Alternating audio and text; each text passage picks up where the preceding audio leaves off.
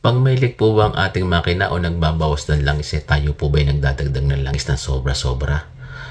Para nga naman may reserba kung sakaling nagbabawas ng langis. Tara, pag-usapan natin yan.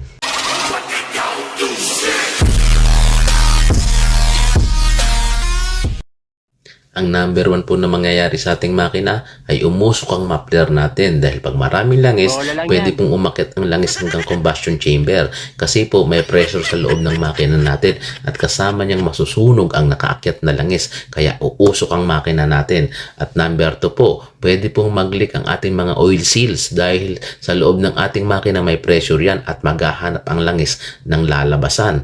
At number 3 po, worst scenario, pag umabot po sa crankshaft natin ang langis, pwede pong bumula ang ating langis o mag-foaming, yun po yung namumuti ang langis natin sa kapal ng bula. Kasi po yung crankshaft natin naikot ng mabilis yan at mahalo niyang maigi ang langis natin kaya bubula siya. At pag bula po ang na-deliver sa ating mga maliliit na moving parts sa loob ng ating makina, pwede po tayong mag-metal to metal o magkakayod ang metal kasi po hindi po solid na langis ang nakakapag-lubricate sa kanya.